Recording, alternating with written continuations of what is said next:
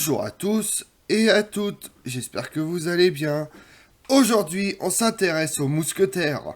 Contrairement à l'image forgée par la littérature du 19e siècle, le véritable rôle des mousquetaires, la troupe d'élite attachée à la maison du roi, est d'être envoyés souvent en première ligne lors des sièges et servent de police pour Louis XIV. Vous voulez en savoir plus sur les mousquetaires? Venez avec moi.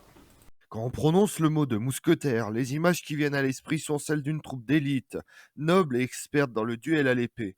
Pourtant, après avoir étudié la mutation militaire de la Renaissance et des temps modernes, un mousquetaire n'est pas que ça. À l'origine, un mousquetaire, c'est bien un soldat qui porte un mousquet, l'arme à feu individuelle qui a succédé à l'arquebuse et qui sera supplantée par le fusil. Il est donc bien un fantassin, tout ce qui est le plus banal et humble. Dans les invincibles et terribles tertiaux espagnols, les mousquetaires sont les soldats qui occupent les angles des grands carrés de piquet. Il en est à peu près de même dans les formations de l'infanterie hollandaise ou suédoise, même si elles sont organisées de façon légèrement différente. Rien de bien prestigieux. C'est donc dans le royaume de France que le mot va prendre un sens différent. Sous le règne de Louis XIII dans les années 1620, le roi de France possède une petite armée personnelle distincte de l'armée normale et qu'on appelle la maison du roi, car elles font partie du personnel de maison au même titre que les domestiques, les valets, les cuisiniers, etc. Cette maison militaire du roi comprend traditionnellement plusieurs compagnies. Chaque souverain crée en effet la sienne, qu'il chérit particulièrement et qui vient se surajouter à celle de ses prédécesseurs.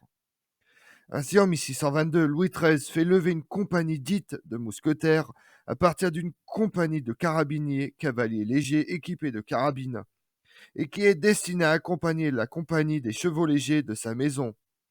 Il s'agit donc de cavaliers légers qu'on a armés d'un mousquet, mais ces derniers est une arme d'infanterie trop lourde pour être maniée à cheval. Les mousquetaires ont donc une double nature tactique. Comme un peu plus tard les dragons, ils sont des fantassins montés capables de combattre à cheval comme à pied. En 1626, à la suite d'une nouvelle conspiration de la noblesse contre son principal ministre, Louis XIII décide de fournir au cardinal de Richelieu une garde personnelle pour veiller à sa sécurité. La menace qui pèse sur la vie du cardinal ministre est si importante qu'en 1631, le roi décide même d'augmenter considérablement les effectifs de cette garde. Le principal ministre se dote dès lors non seulement d'une garde, mais encore d'une véritable petite armée privée. Ces compagnies de mousquetaires forment un essentiel de troupes oscillant entre 300 et 420 gardes. La garde à cheval et les hommes à pied, qui sont en permanence auprès de Richelieu, ont au commun d'être désignés respectivement comme mousquetaires à cheval et mousquetaires du cardinal, avant que ces termes ne soient remplacés simplement par garde à cheval et garde du cardinal. Créés sur le modèle des mousquetaires du roi, ayant des attributions similaires vis-à-vis de Richelieu, les gardes du cardinal sont immédiatement comparés aux mousquetaires du roi. La rivalité que leur prête Alexandre Dumas ensuite ne tient certainement pas uniquement de la fiction romanesque. Les sources de l'époque sont en effet assez claires concernant une opposition qui semble naître rapidement entre ces corps se partageant la garde des deux plus importants personnages du royaume de France. C'est Mazarin qui hérite des gardes du cardinal de Richelieu. Il les lègue lui-même à Louis XIV, qui s'en sert alors pour créer sa deuxième compagnie des mousquetaires du roi. Mais ils se distinguent dès le départ de simples fantassins montés. Outre leur tâche d'escorte de la personne royale, ils sont voués à accompagner le souverain à la chasse, une activité non seulement passionnante, mais aussi prestigieuse et socialement intéressante. Car dans une société de course, cela permet de côtoyer le roi dans des circonstances que l'on qualifierait aujourd'hui de sportives, c'est-à-dire quasiment intimes. Or, comme le recrutement est noble, l'appartenance à la compagnie des mousquetaires est fortement prisée, presque à la mode. Les jeunes nobles cherchent à y servir et cela constitue une place de choix, pouvant favoriser des stratégies sociales personnelles. En outre, leur prestige est encore accru par le fait qu'en tant que garde d'apparat, ils portent un véritable uniforme, un luxe à une époque où les militaires sont le plus souvent vêtus comme ils le peuvent. Cela leur confère aussi une identité forte, car on les reconnaît facilement. Ils contribuent de ce fait au processus de théâtralisation de l'État qui accompagne la montée en puissance de celle-ci. Les mousquetaires proviennent essentiellement de la petite noblesse. Celle-ci cherche à se distinguer et à se faire une place dans le nouvel ordre politique et social qui est en train de se mettre en place à la faveur de la construction de l'État moderne. Cela n'est vrai que sous Louis XIII, qu'ils proviennent tous du sud-ouest et plus particulièrement de la Gascogne. Il se trouve que les premiers capitaines de cette compagnie de mousquetaires sont originaires des régions de Gascogne, Béarn, etc. À la faveur du clientélisme qui est à leur de mise, ils recrutent surtout des jeunes gens provenant de leur entourage plus ou moins proche et direct. Et puis, c'est une région que l'on trouve une petite noblesse pléthorique, pauvre aux traditions volontiers batailleuses. Cela en fait un vivier de choix pour une unité de guerriers de choc. Mais cela ne dure pas, et à partir de Louis XIV, le recrutement s'étendra à l'ensemble du royaume de France. On réserve bien vite les mousquetaires pour une tâche très spécifique et a priori bien peu en rapport avec leur vocation première. La guerre de siège, tout particulièrement l'assaut des brèches dans les fortifications ennemies. Autant dire qu'il s'agit d'une fonction tactique d'une grande violence et terriblement dangereuse, qui leur fera encaisser des taux de perte très élevés. D'ailleurs, le plus célèbre des mousquetaires de tous les temps, D'Artagnan, mourra fracassé par un boulet avec 80 de ses hommes lors du siège de la ville hollandaise de Maastricht le 25 juin 1673. Charles de Basse-Castelmore, comte de D'Artagnan, provient d'une famille pauvre qui parvient à se glisser dans la petite noblesse.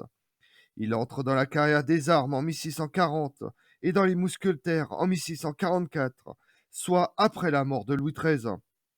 L'essentiel de sa carrière de mousquetaire et d'homme de confiance du pouvoir va donc se dérouler sous Mazarin, puis sous Louis XIV. Le roi Soleil a entre-temps réorganisé la maison militaire du roi. Les mousquetaires sont alors plus que jamais voués à la guerre de siège qui aura d'ailleurs une grande importance tout au long du règne de Louis XIV. Avec lui, les troupes de la maison du roi vont au feu, y compris hors de la présence du roi. Elles sont devenues l'élite de l'armée et plus uniquement une troupe personnelle de garde du corps. Elles sont donc perpétuellement au combat, ou presque. Ajoutons que ces troupes, à la différence d'autres unités de la garde, à d'autres époques ou d'autres pays, ne sont pas gardées en réserve et donc économisées pour intervenir au dernier moment lors des batailles, comme ce sera le cas par exemple avec la garde impériale de Napoléon Ier. Elles sont le fer de lance de l'armée, sa pointe avancée, d'où leur perte énorme. Bien vite, cette troupe d'élite ne peut soutenir longtemps cette nouvelle attribution, et ce d'autant plus qu'elle sert aussi de facto comme un vivier destiné à fournir des officiers à l'ensemble de l'armée. Bien vite, on ne va plus pouvoir les sacrifier en masse, car on n'assèche pas un réservoir de cette qualité. On créera alors la compagnie des grenadiers à cheval pour servir en quelque sorte de tampon destiné à sacrifier dans les assauts et les tâches les plus dangereuses. À la fin du règne de Louis XIV, les mousquetaires sont au zénith de leur puissance et de leur prestige, même si la littérature du XIXe siècle situe ce moment mythique sous le règne précédent. Et après le règne de Louis XIV, les mousquetaires vont progressivement mais rapidement devenir une simple formation de cavalerie parmi d'autres, et ne vont plus être employés dans la guerre de siège. Lors de la bataille de Fontenoy en 1745, sous le règne de Louis XV, les mousquetaires et la maison du roi chargeront comme n'importe quelle autre unité de cavalerie d'élite. La bataille de Fontenoy sur le territoire de l'actuelle Belgique oppose les troupes françaises de Louis XV, commandées par le maréchal de Saxe, aux Anglo-Hollandais durant la guerre de succession d'Autriche. Elle débouche sur une brillante victoire française. C'est durant cette rencontre que, nous dit la légende, les officiers français lancèrent à leurs homologues britanniques: Messieurs les Anglais, tirez les premiers. En outre, si des officiers extrêmement méritants, mais au quartier de noblesse problématique, voire inexistants, avaient pu faire leur chemin dans les compagnies de mousquetaires de la maison militaire du roi sous Louis XIII ou Louis XIV, il n'en est plus de même par la suite. Le XVIIIe siècle verra cette ouverture sociale se renfermer au profit de la seule noblesse patentée. Les mousquetaires seront dissous en 1775 sous le ministre de la guerre de l'époque, le comte de Saint-Germain. Il est vrai que ces deux compagnies coûtaient fort cher et que pour le même prix, on pouvait avoir plusieurs unités de cavalerie normales, ce qui était un avantage certain à une époque où l'art de la guerre se massifiait toujours plus et où la quantité commençait à avoir plus d'importance qu'une qualité, qui d'ailleurs était de moins en moins réelle.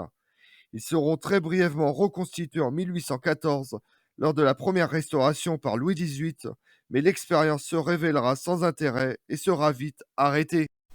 Comme on l'a vu, le mousquetaire est un militaire armé d'un mousquet. Des corps d'armée de ce type ont existé dans plusieurs pays, mais le plus célèbre a été formé par les mousquetaires français qui ont existé principalement au XVIIe et XVIIIe siècle.